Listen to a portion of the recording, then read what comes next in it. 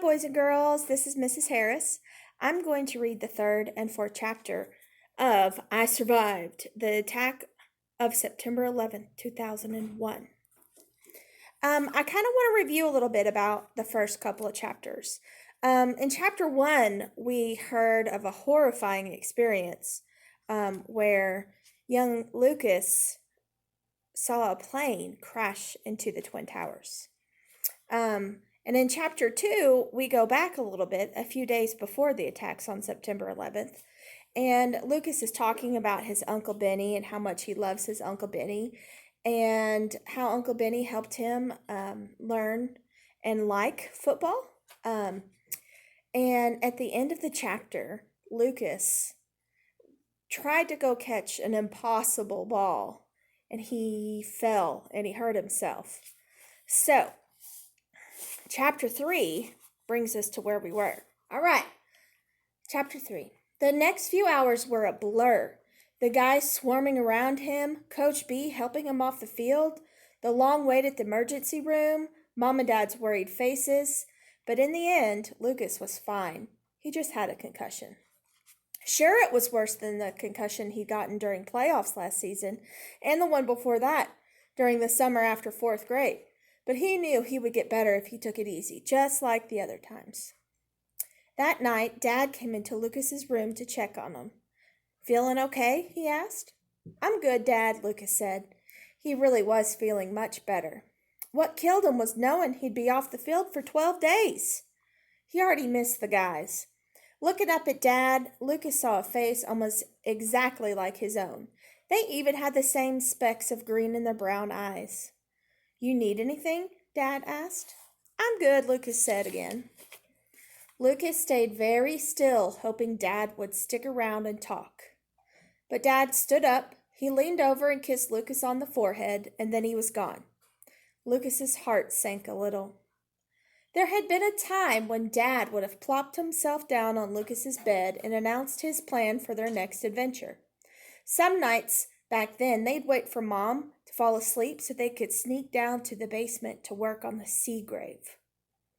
Do you remember the Seagrave? That's the name of the fire engine that they were building, the model fire engine. Dad and Lucas had been a team of two. But then came the warehouse fire. 2 years had passed since it happened, but the memories were still sharp. The doorbell ringing in the middle of the night, the chief and Uncle Benny standing in the doorway, still stinking of smoke, Mom's tears, and later the sight of Dad wrapped in bandages, his face white with pain. Lucas had always known that his dad's job was dangerous. Sometimes Dad would bring Lucas to the firehouse on his days off. Lucas would help with the chores, washing the truck, cooking lunch, checking the hoses. But what he loved most was sitting around the big, round kitchen table, listening to the guys talk about the fires they fought. To Lucas, they were superheroes. They ran into buildings filled with blazing orange flames and choking black smoke. They used metal spears to smash windows, rip out walls, and bash through doors. They carried people down oven-hot stairwells and dangled from ropes hundreds of feet in the air. The fires they tamed were more evil and ferocious than any video game villain or movie monster. But it wasn't until the warehouse fire that Lucas understood what a fire could do to a real man, a man like his dad. Dad had never talked about what happened to him inside that warehouse. All Lucas knew was that 4 firemen died, and Dad was badly burned in an explosion. Even after all this time, the scars on Dad's arms were bright red and lumpy, like raw hamburger. But the burns weren't the worst of what that fire did to Dad. It took away his easy smile and booming laugh. It turned him quiet. Some days, Dad barely talked at all. He'd get this look in his eyes, like his mind was somewhere else, probably sifting through the ashes in that warehouse. Lucas stopped asking when they'd get back to the model of the Seagrave, which was half finished and covered with dust in the basement. Excuse me. And when the memories of that night came back, or he started worrying that Dad would never be himself again, He'd close his eyes and imagine himself on the football field, surrounded by the guys, their voices calling out his name as he made one of his famous catches. Chapter 4 starts on Monday, September 10th, 2001. Monday came, the last day before Lucas would be allowed back on the field. He'd been crossing out the days on his calendar, counting down. Mom picked him up early from school for a doctor's appointment. She wanted him checked out before he was cleared to play. "I'm fine," Lucas said. "Can't you tell?" Lucas lifted his arm and flexed his bicep. Mom laughed. "You look incredible." Mom had decided to take him to a new doctor. "I hear he's the best," she said. "We were lucky we could fit you in." His name is Dr. Barrett.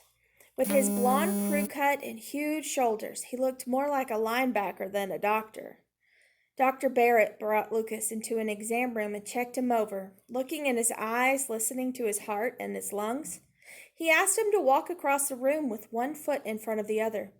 Lucas was sure he passed all the tests. After the exam, Dr. Barrett waved Mom and Lucas back in his office. The wall was covered with framed diplomas and pictures of football players. Lucas looked at a photo of a rough-looking man in a Denver Broncos uniform. "That's Dan Brock," Mr. Barrett said. "Have you heard of him?" The name was familiar, but Lucas didn't know why. He was All-American at the University of Wisconsin, then a third-round pick for the NFL. Dr. Barrett pointed to the next photo in the row, a big smiling man with a busted-up nose and chubby baby cheeks. "That's Tyrus Valone," he said. "He was a star tackle at Florida State, and then he played 10 years for Green Bay." There were 3 other pictures on the wall. It was only the last one that Lucas recognized. "Is that Stan Walsh? Isn't he?" He was dead. He had died just a few months ago. Uncle Benny had been upset about it. He'd played against Stan Walsh when he was a college player. Dr. Barrett nodded, seeing that Lucas knew about Stan Walsh. He had just turned 40, the doctor said. He had the same kind of brain disease you see in men in their 80s. Dr. Barrett pointed up at the wall at all of the players. "All of those men are dead," he said. "They donated their brains to our lab so we could study them. They all died because of concussions." A chill ran up and down Lucas's spine. He looked at Mom. Her eyes were wide with shock.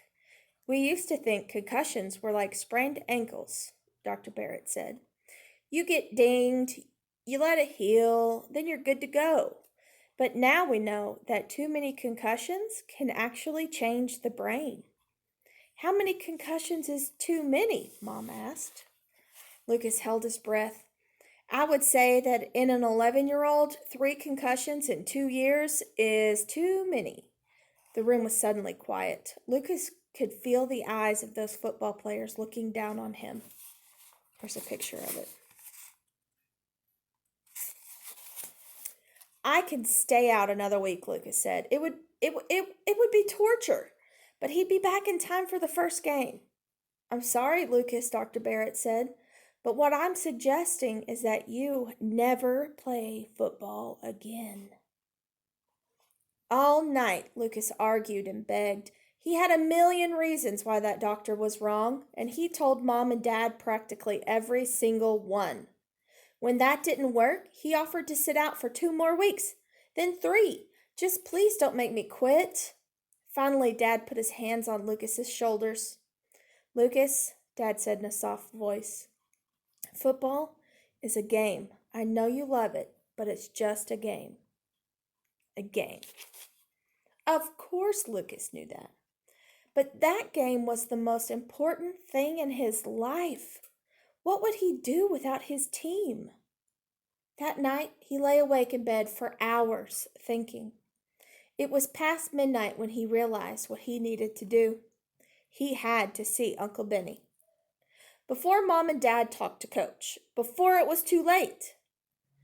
Dad left early the next morning. He was teaching a class at The Rock, the firefighter training school across a bridge from Manhattan on Randall's Island.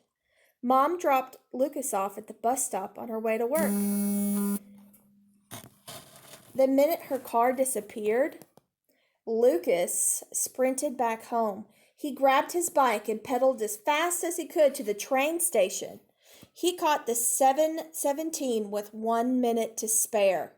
Lucas knew how wrong this was, to skip school, to sneak into the city without Mom and Dad knowing.